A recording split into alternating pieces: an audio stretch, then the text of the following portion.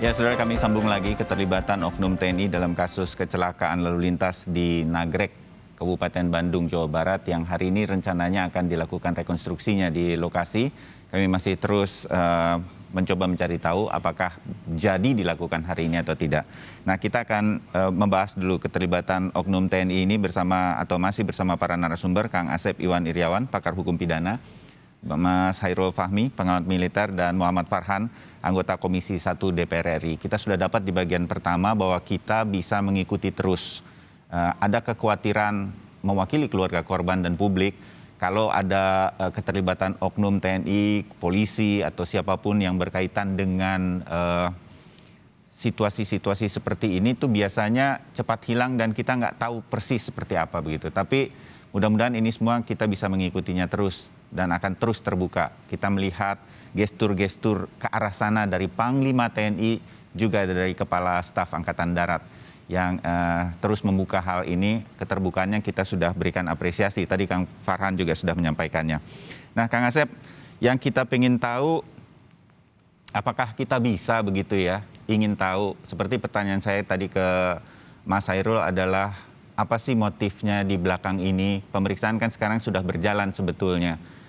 Tentu ada upaya-upaya menutupi hal ini. Panglima TNI sudah mengatakan, ya sempat bohong katanya, tapi kita cross-check semuanya dan akhirnya terbuka semuanya. Nah, kita tuh pengen tahu apa sih yang melatar belakangi ini semua. Itu memungkinkan nggak sebetulnya kita publik gitu, umum, bisa mengerti mengapa hal ini bisa sampai terjadi, atau motif paling utamanya itu sebetulnya kenapa sih sampai begitu? Kenapa sih sampai dilakukan itu? Itu kan pertanyaan besar kita dan penasaran kita. Kang Asep? Jadi gini, sidang di pengadilan militer hukum acaranya sama menggunakan KUHP ya. Jadi kita sidangnya pasti terbuka dan dibuka untuk umum ya. Ya, dan ketika sidang dibuka dan terbuka umum, publik bisa melihat. Cuman sekarang kan masih prosesinya di tingkat penyidikan oleh POM, nanti di Auditorium Militer masih tertutup. Kita belum tahu. Nah, ketika ini berkas ini katakanlah cepat, ya harus cepat, singkat, cepat, ya, dan biaya murah itu sendiri, sederhana, mudah, ya, ringan itu ajasnya kan.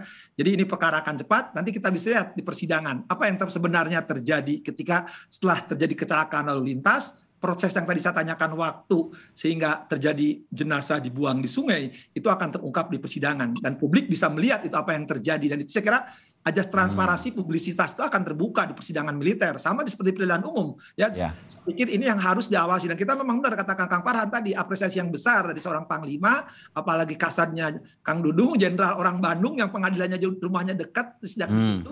Nah, setidaknya Kang Dudung bisa melihat bahwa anak-anak buahnya terlepas dari kesatuan mana, yang penting adalah seorang militer yang harus diadili yang menyangkut nasib rakyat wilayah dapilnya Kang Farhan gitu kan. Nah, ini harus diselesaikan. Kalau nggak diselesaikan, siapapun juga yang melakukan, dan itu harus terungkap fakta ini gitu. Kenapa itu terjadi dan kenapa itu harus dilakukan ya? Dan itu pasti kita akan tahu di persidangan. Tidak mungkin tidak tahu. Dan ini sidang tertutup hanya persidangan kesusilaan ya, atau perceraian kalau perdata. Ini adalah perkara lalu lintas, pembunuhan ya, yang itu memang publik akan melihat. Saya pikir media harus mengawal terus, ya, terutama yang Komisi 1 juga, terlepas ini masalah peradilan, tapi adalah yang menyangkut oknum TNI yang harus diawasi, jangan sampai nanti. Tapi saya percaya penuh ya pernyataan Panglima maupun pernyataan Kasat itu yang harus kita apresiasi, dan saya kira itu petunjuk awal bagi kita bahwa ini sidang pasti akan terbuka. Ya, kalau dari pengalaman Kang Asep sendiri sebagai orang hukum pidana begitu, ini cukup cepat dari kasusnya ditemukan, terus pelakunya tertangkap,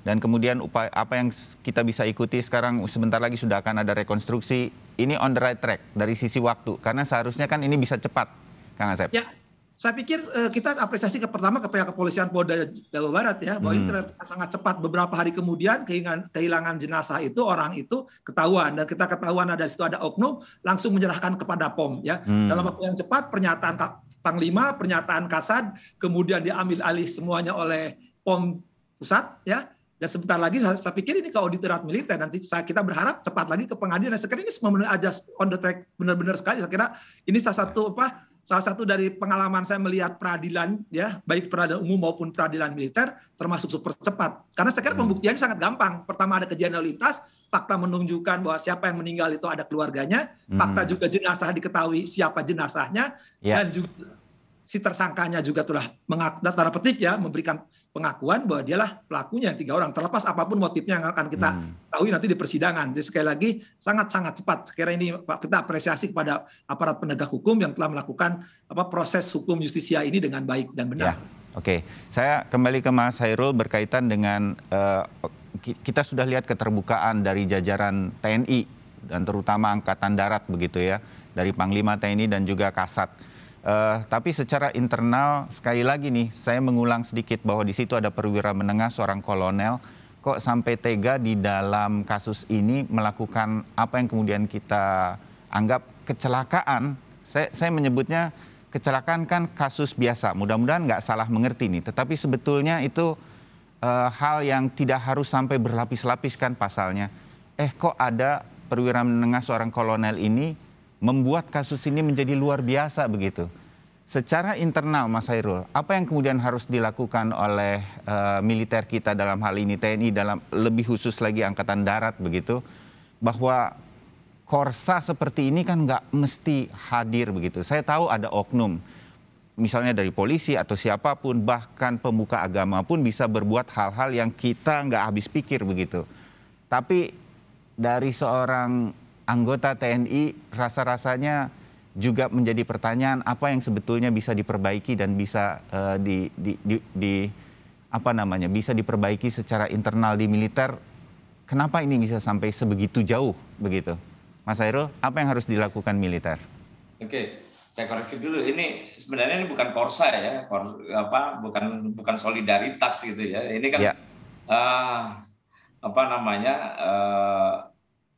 ini tindakan yang ekses dari kemampuan melakukan kekerasan ya. Artinya dia kan dibekali sejak pendidikan.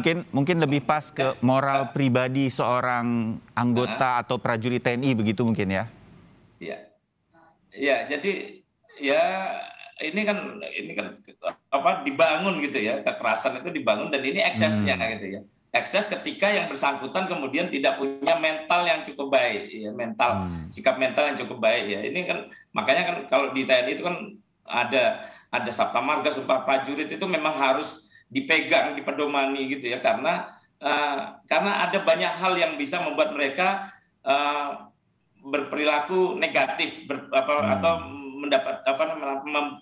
mempraktikkan hal-hal yang mestinya menjadi ekses dari kekerasan yang memang dibekalkan pada mereka gitu ya. Oke. Nah, Mas Hairul, apakah kemudian kalau mereka kemudian sudah punya watak tidak gimana Mas Bayu? Ya, apakah kemudian anggota TNI atau Panglima TNI melihat kasus ini juga harus melihat jauh begitu? Masih banyak anggota TNI kan yang sekarang berada di daerah-daerah yang juga saya menyebutnya di daerah yang lebih rawan sebetulnya. Apakah kemudian secara psikologis ini juga harus diperbaiki, harus dievaluasi berkaitan dengan ini semua sehingga kemudian bisa mengurangi ekses-ekses seperti ini, Mas Hairul? Ya, pertama ya sepanjang TNI menangani masalah ini secara cepat dan tepat ya saya yakin masalah ini juga tidak akan berdampak signifikan pada reputasi TNI. Publik memang saya kira mengapresiasi langkah cepat ini dan kemudian juga yakin bahwa ini perilaku oknum. Ya, apalagi dan juga para petinggi TNI banyak berpengalaman menangani krisis macam ini. Nah, terungkapnya berbagai bentuk kekerasan ya yang terjadi di lingkungan TNI, termasuk yang ini di Nagrek ini ya. Ini kan merugikan kepentingan dan keselamatan masyarakat yang sebenarnya tidak cukup hanya diselesaikan dengan proses hukum dan pemecatan para oknum, tapi juga menurut saya harus dibarengi dengan upaya sungguh-sungguh ya seperti yang disampaikan oleh Panglima TNI pada waktu rapat dengan pendapat umum di Komisi 1 beberapa waktu yang lalu ya, upaya sungguh-sungguh untuk membangun kesadaran dan kepatuhan hukum di lingkungan TNI ya. Ini yang harus dilakukan karena kita tahu kalau di Jakarta, di Bandung, di Jawa gitu ya bisa seperti itu, apalagi di daerah konflik. Ini sangat mungkin terjadi sehingga ini upaya sungguh-sungguh untuk membangun kesadaran dan kepatuhan pada hukum ini harus benar-benar dibangun. Kemudian juga keteladanan para pemimpin baik mulai dari level tertinggi hingga di lapangan itu harus ditekankan betul gitu ya. Nah, para kepala staf angkatan ya Kasat, Kasal, Kasol juga harus memberi perhatian yang lebih besar lagi dalam hal ini sebagai penanggung jawab pembinaan kemampuan dan kesiapsiagaan di lingkungan TNI. Ya, oke, terbayang. Saya ke Kang Farhan. Kang Farhan, kita nggak mau begitu apa yang dilakukan oknum TNI Angkatan Darat ini kemudian mencemari TNI secara keseluruhan. TNI masih punya banyak, Panglima TNI yang baru saja diangkat juga punya PR-PR penting di daerah-daerah konflik seperti Mas Hairul tadi sampaikan, di Papua dan lain-lain. Nah, bagaimana masyarakat bisa melihat ini semua satu persatu, kotak per kotak, tidak kemudian melihat TNI ini semua kemudian menjadi sebuah kesalahan secara bersama. Tapi kasus ini memang sekarang sedang dibicarakan oleh publik. Bagaimana ini semua masyarakat bisa melihatnya dengan jernih begitu, Kang Farhan? Kita lihat dulu secara kelembagaan. TNI ini berdasarkan hasil survei menunjukkan adalah lembaga pemerintahan yang paling dipercaya, ada di peringkat pertama. Jadi artinya tentu saja harapan dan ekspektasi masyarakat menjadi sangat tinggi terhadap TNI. Nah, akibatnya apa? Kasus kecil apapun ketika menyangkut nama TNI menjadi perhatian seluruh Indonesia. Sebuah kasus kecelakaan yang berakhir tragis menjadi sebuah pembunuhan. Sebuah tragedi tenggelamnya kapal TKI ilegal yang ternyata di belakangnya ada 2 orang anggota TNI AU dan TNI AL. Belum lagi nanti bukan tidak mungkin ya, tiba-tiba terungkaplah adanya kekerasan seksual yang dilakukan oleh anggota TNI misalnya. Nah, hal-hal ini harus diantisipasi betul sebagai bentuk konsekuensi dari 2 hal. Hal pertama yaitu telegram dari Panglima Pak Hadi Cahyanto sesaat sebelum beliau serah terima jabatan yang mengatakan bahwa pemeriksaan semua perwira TNI harus atas pengetahuan atasannya. Ini membawa konsekuensi yang sangat tidak ringan. Artinya atasan tidak boleh tidak tahu apa yang dilakukan oleh bawahannya. Tentu apa yang terjadi pada Kolonel P ini akan membawa konsekuensi kepada Danrem di Gorontalo yang merupakan atasan langsung dari kolonel tersebut. Selanjutnya adalah juga pernyataan yang tadi sudah disinggung oleh Pak Hairul, pernyataan Panglima TNI di depan Komisi 1 yang mengatakan bahwa sekarang saatnya kita melakukan keterbukaan masalah hukum terhadap seluruh personil TNI, baik di daerah konflik maupun dalam kehidupan sosial yang di seluruh wilayah Indonesia. Artinya apa? Artinya saat sekarang ini seluruh pimpinan TNI, baik Panglima, para kepala staf angkatan, memiliki sebuah tanggung jawab yang sangat besar bahwa saat ini TNI sebagai lembaga yang paling dipercaya oleh masyarakat, oleh rakyat, harus menunjukkan dalam tanda kutip kesempurnaan sebagai sebuah institusi pemerintahan. Ya, oke, terbayang. Kang Asep, kalau di bagian-bagian akhir kita ngobrol pagi ini nih berkaitan dengan kasus kecelakaan yang melibatkan oknum TNI, Kang Asep yakin bahwa semua ini nanti akan menuju ke keadilan bagi masyarakat, terutama keluarga korban dari kasus ini. Ini akan tetap bisa diawasi, akan tetap bisa diikuti dan tuntas begitu.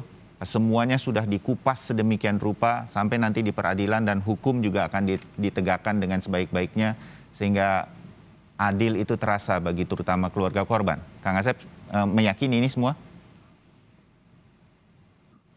Insya Allah saya optimis, yakin ya, harus yakin ini, harus apa, super yakin gitu kan, yakin gitu kan, karena apa? Ya didahului tadi pernyataan Panglima, pernyataan Kasad, publik melihat, wakil rakyat melihat, media juga mengawasi, yakin ini tidak akan lolos, apalagi yang menyangkut institusi yang tadi kata Farhan ya, bahwa ini institusi yang sekarang menduduki pertama kepercayaan masyarakat, publik kan, dan ketika terbukaan dari pimpinannya menyatakan dengan tegas dimanapun dia memberikan pernyataan itu, dan kemudian proses kita tunggu proses jalannya peradilan ini, yang kita tunggu nanti di peradilan militer atau di mahkamah militer, ya apa yang sebenarnya terjadi, yang saya ingatkan sekali lagi, kalau ini pembelajaran bagi siapapun ya, ketika seorang perwira membawa kendaraan yang nyupirnya adalah anak buahnya terjadi kecelakaan lalu lintas, ya sekali lagi kan yang tanggung jawab bukan jangan perwiranya nanti kan, yang yang supirnya, akibat ini dibawa perjalanan jauh sehingga akibat membawa pada si perwiranya ini sendiri kan. Jadi pembelajaran sangat berharga. Ya sayang kan seorang perwira menengah yang pangkatnya begitu. Saya kira cukup bagi siapapun dan melakukan perbuatan itu. Dan ini harus dapat pembelajaran karena korbannya sampai meninggal ya, dan kan meninggalnya juga sangat mengenaskan. Dan saya yakin peradilan akan terbuka walaupun peradilan militer. Saya katakan hukumannya lebih tegas dan lebih keras ya, saya kira. Dan itu tinggal kita publik mengawasi ya, semuanya mengawasi peradilan ini akan berjalan sesuai diharapkan. Pernyataan Panglima tadi kan dan Kasat tadi yang sangat keras sekali kan, bahwa ini seumur hidup kan, bahkan ancamannya betul katakan tadi Pak Fahmi, mati loh sebenarnya ancamannya di pasalnya itu. Mas Chairul Fahmi, apakah dengan kasus seperti ini yang kemudian menjadi sorotan publik dan masih kita tunggu nanti bagaimana kemudian keterbukaan dari TNI, ini menjadi pelajaran, bisa menjadi pelajaran dan TNI terutama secara keseluruhan, tidak saja Angkatan Darat, bisa betul-betul memetik pelajaran dari ini semua, Mas Chairul? Ya harusnya ini bukan sekedar menjadi pelajaran ya, tapi kalau pelajaran sudah banyak pelajaran ya, sudah banyak pengalaman ya, bagi TNI dalam kasus-kasus semacam ini, kekerasan oleh anggota semacam ini, dan kita berharap tidak terulang di masa depan atau setidaknya diminimalisir ya, sehingga tidak membawa dampak yang luar biasa pada bangunan kepercayaan masyarakat terhadap TNI ya. Nah, ini yang kita harapkan, supaya para petinggi TNI juga serius dan memberi perhatian yang lebih besar lagi dalam hal membangun kesadaran dan kepatuhan pada hukum ya. Termasuk juga bagaimana menghilangkan ekses dari bekal kekerasan yang memang niscaya bagi TNI ini. Ya, setuju Mas Chairul.